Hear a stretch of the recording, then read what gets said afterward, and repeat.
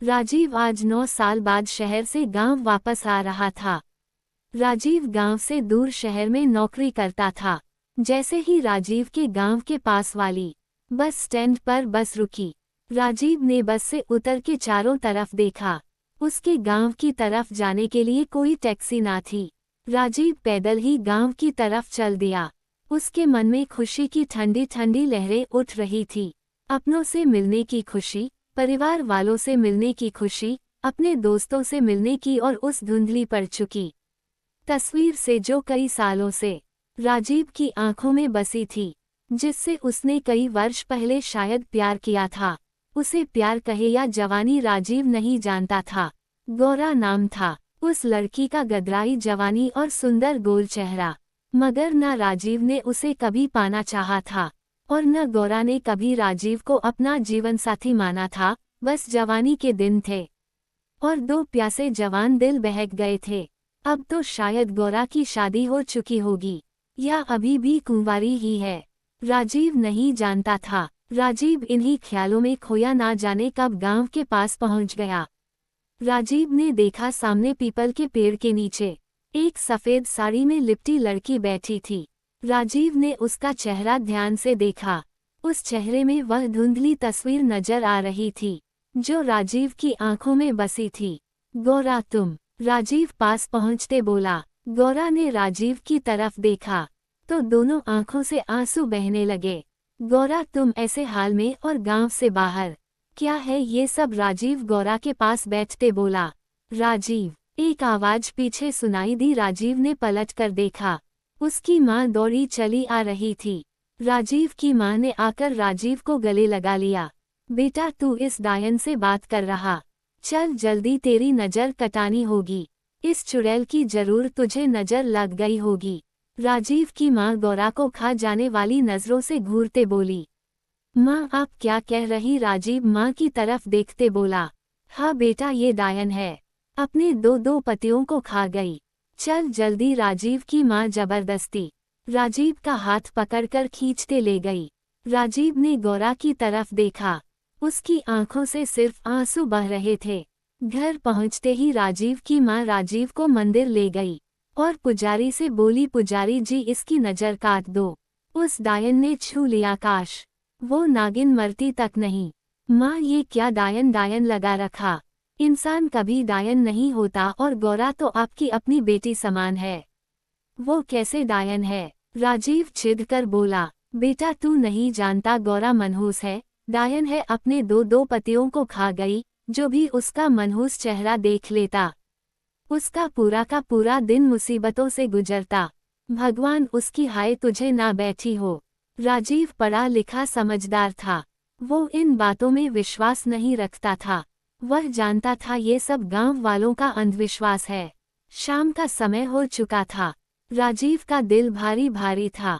उसे ना गांव में अच्छा लग रहा था, ना परिवार में। उसकी आंखों में बार बार गौरा का आंसुओं से भरा चेहरा तैर रहा था। राजीव गांव से बाहर उस पीपल के पेड़ के नीचे पहुंचा। गौरा, राजीव गौरा के पास बैठते बोला। राजीव तुम यहाँ क्यों आए हो? गौरा राजीव की तरफ देखते बोली। गौरा तूने क्या कर लिया अपनी जिंदगी को? पागलों जैसी हालत बना ली। तू तो पढ़ी लिखी समझदार थी फिर भी। राजीव सब किस्मत का खेल है। और फिर ये समाज किताबों कहानियों की बातें कब मानता? इनके एक अलग रीति रिवाज है। हम कितने ही समझदार क्यों ना हो, लेकिन समाज और परंपराओं से थोड़ी अकेले लड़के जीत सकेंगे। गौरा गहरी सांस छोड़ते बोली। मगर गौरा तुमने इतनी कम उम्र में 2 बार शादी का फैसला क्यों ले लिया? और यह सब कैसे हो गया? राजीव मैंने कब शादी का फैसला लिया? मैं तो पढ़ना चाहती थी, मगर ये परिवार वालों का फैसला था। मगर एक समझदार होने के नाते मैंने उनके फैसले को ठुकराया नहीं था। जिस लड़के से शादी हुई थी, शादी के कुछ दिनों बाद एक सड़क हादसे में उसकी मौत हो गई। मैं विधवा हो गई और ससुराल से वापस मुझे गांव भगा दिया। इस घटना के कुछ ही दिनों बाद बाबा ने एक 50 साल के वृद्ध लड़के से मेरी शादी कर दी। मैं अपने बूढ़े बाबा पर बोझ नहीं बनना चाहती थी, इसलिए खुशी खुशी ससुराल चली गई। मगर राजीव, मेरे सारे सपने टूटकर बिखर चुके थे। फिर भी मैंने सोचा एक विधवा की जिंदगी जीने से तो अच्छा है एक वृद्धि के साथ उम्र गुजार दूं। लेकिन राजीव वो लड़का शराबी और दिल का मरीज था, और एक दिन वह मुझे अकेला छोड़कर इस दुनिया से चला गया। ससुराल वालों ने मुझे ना जाने क्या क्या कहा, मनहूस, चुड़ैल, डायन, और मुझ पर इतने सितम ढाए कि मुझे मायके आने पर मजबूर कर दिया। मगर राजीव, मैंने यहाँ आकर देखा, यहाँ भी सब कुछ बदल चुका था। गांव वाले भी मुझे मनहूस कहते, वह घृणा की नज़र से देखते, यहाँ तक कि मेरे अपने भी मुझे मनहूस मानते। इसलिए मैं सुबह से गांव से बाहर आ जाती और रात को अंधेरे में घर जाती, ताकि कोई मेरा मनहूस चेहरा ना देखो। अब तुम ही बताओ राजीव, ये सब में मेरा क्या कसूर है? गोरा सिसकते बोली। गोरा की आपबीती सुनकर राजीव की आंखें भर आई। राजीव के मन में गौरा के लिए बहुत प्यार उमड़ आया था। गौरा, तुम किसी और लड़के शादी क्यों नहीं कर लेती? अब कौन करेगा मुझसे शादी? दूर तक कोई लड़का रिश्ते को तैयार नहीं होता, और मैं भी अब शादी नहीं करना चाहती। अब तो जितने भी जिंदगी के शेष बचे दिन ऐसे ही काट लूंगी। गोरा आंसू पोंछते बोली। राजीव काफी समय तक गोरा के पास बैठा रहा, फिर घर आ गया। राजीव को समाज से नफरत हो गई थी।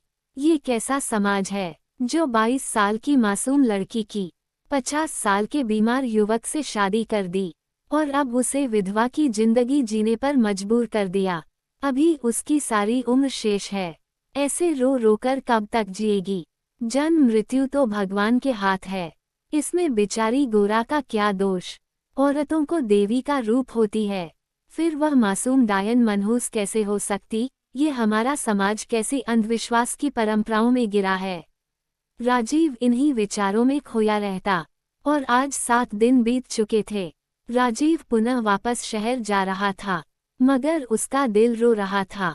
उसके माता पिता उसे गांव के दूसरे रास्ते से बस स्टैंड लाए थे। वह नहीं चाहते थे कि उसका लड़का गोरा का मनहूस चेहरा देखें।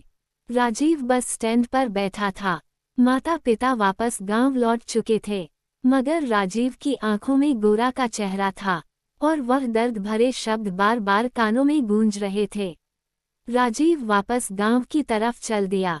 देखा, गौरा घुटनों में सिर झुकाए बैठी थी। गोरा मैं वापस शहर जा रहा, और शायद कई सालों बाद वापस आऊंगा या न भी आओ, मगर मैं तुमसे कुछ पूछने आया हूँ। राजीव गौरा के सामने खड़ा होकर बोला। गौरा राजीव को सवालिया नजरों से देख रही थी। गौरा, क्या तू मुझसे शादी करेगी? गौरा राजीव को आश्चर्य देखे जा रही थी, पर आंखों में आंसू झलकने लगे। अगर तुम्हें लगता है मेरे साथ तुम खुश रह सकती हो, तो तुम्हारे लिए चलो एक नई सुबह इंतजार कर रही है। आओ गौरा, तुम्हारे लिए हमारे दिल में बहुत प्यार है। गौरा एक पल राजीव को देखती रही, और फिर राजीव की बाहों में समा गई, और दोनों एक नई मंजिल की तरफ निकल गए। आज वो खुशी खुशी अपना जीवन व्यतीत कर रहे हैं, और एक नई जिंदगी जी रहे हैं। तो दोस्तों, ये कहानी आप सभी को कैसी लगी? कमेंट और शेयर करके जरूर बताना। मिलते हैं अगली कहानी में, तब तक के लिए आप सभी का धन्यवाद।